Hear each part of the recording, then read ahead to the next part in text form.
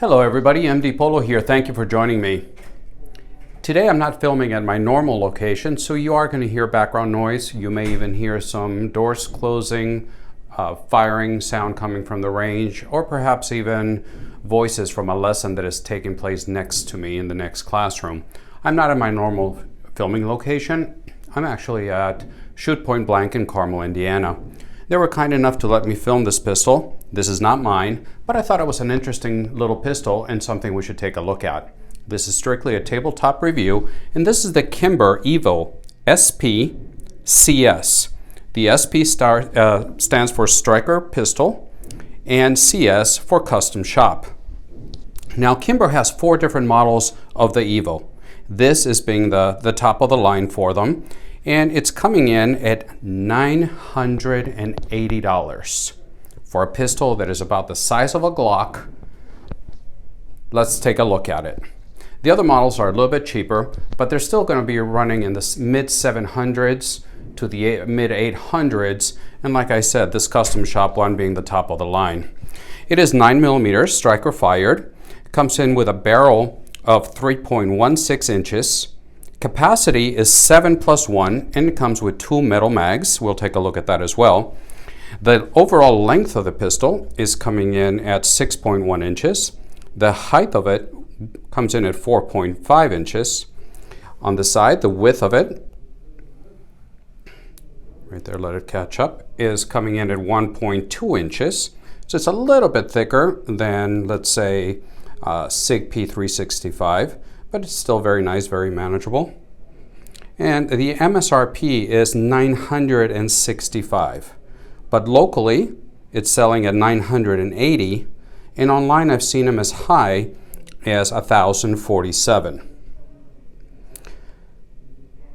So the Kimber Evo was introduced in 2019, and this is not the first time that Kimber has taken a shot, pun intended, at the striker fired. They first did it in 2011 with a Solo. The Solo was also an all-metal frame like this is, all-metal pistol, let's say, but it had a reputation of being very finicky with ammo. Now, whether this is going to take down that path, we'll see. Some of the videos I've seen online say that this has been a lot more ammo-friendly than the Evo was. And by the way, this has been safety checked.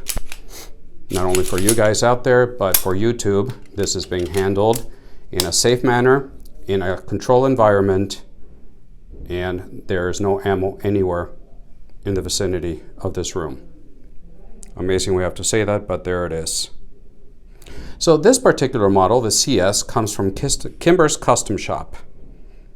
And according to Kimber, what they set out to do was to design the best shooting and most well-equipped compact all-metal pistol in the market. And one of the things they try to emulate with a Custom Shop is the fitting and the tolerances being so tight and custom like a 1911.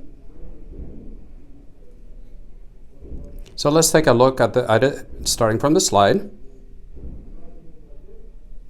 And the slide is solid stainless. And you can see that they've taken a lot of areas where they've shaved, like the focus catch up. You see the relief cuts? They've got them all around the pistol, on the top of the slide, on both sides. And they got some nice texture. You don't call them serrations, but they call it Stiplix inspired serrations. Which you'll take a look at it. Are they very grippy? No. Can they be very slippery? Yes. So I'm not a big fan of that. See, the focus will allow me to give you a nice close-up. There you go. So kind of like golf ball dimples.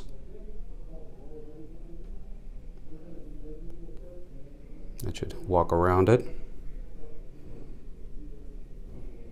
The one thing this relief cuts do for it is, according to Kimber, it saves about an ounce of weight on the pistol. The finish on the stainless steel slide is what Kimber calls ferritic nitrocarbonizing, FNC. but in the industry it's also known as melanite or tenifer. So it's a very durable finish, a very nice job they did with that. On top you will find True Glow night sights. The back has serrated sight. It's a U-notch with tritium dots on it. It's got a ledge for one-handed manipulation, and if the lights in the focus will allow me, it's got a really nice bright orange with a green tritium dot in the middle. So there you go. It reminds me very much of the AmeriGlow Agent sights, just with a thicker front post. See if the focus will let me go to the front. No, not really. There, kind of. Nope, there you go.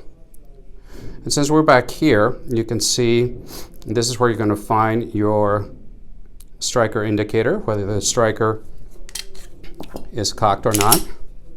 You can see it there. So it's not a light, it's actually just a little metal ball or the tip of a little metal something sticking out. So what it gives you is not only a visual, but it also gives you a tactile information of whether the striker is cocked or not.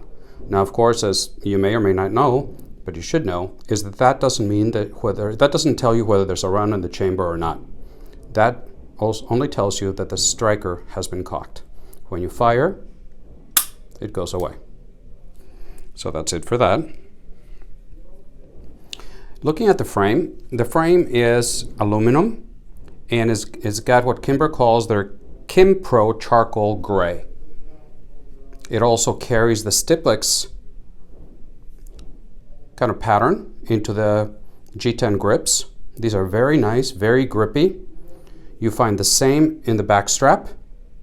And the front, it also has the same Stiplex kind of pattern. Now, in some of the other models of the Evo, which cost less, they have nicer, in my opinion, nicer stippling in the front. And this is, let's see, the other one I believe it was 30 lines per inch. So I like it a lot better than this texture, and it costs less money. So let's walk around the front. The nice thing about the side panels, let you look at the front, the grip, as you can see, there's no screws anywhere on the grip. And this is something they developed where if you just remove that screw with a hex wrench or a hex screwdriver, this screw comes out, and then you remove the back strap and the panels slide out. So if you want to buy different ones from Kimber, you can do that to remove them to clean, whatever you want to do with them. All you have to do is remove that, and you can change this, this, and this. So you are able to customize it pretty nicely. You have a the slide stop, and it's kind of hard to look through the camera sometimes. You got the slide stop up here. Now this is a major problem that I have with the Evo and with the custom shop one. The lesser money ones they have here at the store, I don't see that problem. And let's see if the focus will let me catch up here. You can see this little ledge right here. There. That little ledge there. It is so sharp that just running your finger up and down it will cut you. That hurts right there. And I'm not being a wuss about it. This is sharp and it hurts. Now, I don't have another custom shop Evo here to compare it, but that is very uncomfortable. Going back to the mag release, mag catch, this has texture, and it's a similar texture that they put over here on the grips, but this is fully reversible. It's not ambi from the box, but it's very easily reversible. Again, with a hex wrench here or a key, you just turn it, comes out. No need to bring out a scalpel or anything like you do on the SIG P365. You just remove the screw, flip it, put the screw back in, and you're done. So that was very well thought of. But this thing up here that is so sharp is just, ugh. Now the barrel, like I said before, the barrel comes in at 3.16 inches. It's also all steel, and it has the same FNC finish, that you find on the slide. The front of the barrel has been very nicely crowned, and it's a deep crown. Now, I'm not going to take it apart on camera. Number one, it's not mine. Number two, I'm getting conflicting information regarding YouTube, and apparently now they're also not taking it kindly when we assemble and disassemble a pistol on camera. So until I have more clarity on what the rules are there, which for YouTube is always a moving target, depending on how they want to enforce things, this is the way it's going to be. So it's got a nice barrel with a nice crown on it. It's got a metal guide ride on it, installed from the factory. And just so you know, to disassemble it, all you need to do is line up the notches, push it from this side, bring it out, and it comes right out. You don't need to fire, press the trigger or anything to disassemble the pistol. Going back down to the trigger is actually really nice. It is a metal trigger, and Kimber says that it comes in between 6 and 7 pounds. We put it on the trigger gauge here earlier before filming, and it's coming. This one pulled consistently between 5.5 and 5.8 pounds. Now, it is, when you press, you got the trigger shoe safety here. It just disappears, and it does disappear pretty flat, making the trigger pretty flat here. You can see that. And it goes flat, and you're right at the wall. And then from here, a little creep until there, and then it breaks. It's a nice break. And then the reset right there. And then from there, a little bit more creep until there, and it breaks. It's a nice trigger. I really do like this.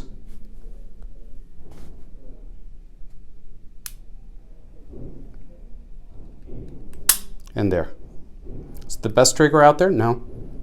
As far as carry pistols? No. Here's the mag, so you can look at it. It reminds me from M&P Shield mag. 7 rounds, so 7 plus 1. And we already know the gun is empty. So that's what it looks like with a mag. So you're pushing close to $1,000 on the pistol. And for that, this is what it comes in. It comes in a cardboard M&P type box. You open it, you've got the birthing pouch. You got the manual, which is nice. The ATF stuff, chamber flag. And then you get a nice carry pouch with the extra mag. That's what you get for your close to $1,000 from Kimber. Now, looking back at the pistol, comparing it, like I said, it's an all-metal pistol.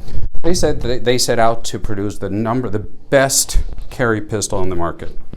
Well, here you got a Glock 43, unloaded. They are almost the same size. 6 plus 1, 7 plus 1. But I'm going to do my best on camera to line them up. Take the mags out.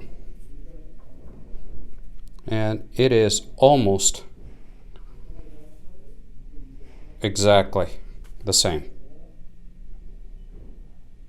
You can see the Glock has a more ample trigger guard. Well, now that I line them up like this, not much. And the Glock is maybe 1/8 of an inch longer, maybe 1/4 of an inch if you include the barrel. But there it is. Now, some people like to put them like this, but I think that's not a very accurate measure because that also depends on the sights that you have on them. But that's the difference. Sorry about the focus. I'm trying to do my best here to keep them equal. To give you a comparison there. So that's a visual to give you a size reference. And then if you want to compare it to a SIG P365, this is the XL, but this has, and again, this has been safety checked, but now you got 12 plus 1, 7 plus 1. The way you see it with a Swamp Fox red dot with the custom grip I'm at about $1,000 on this gun. Here, I'm at $980, and you see the difference. This is not all metal, but it gives you a visual.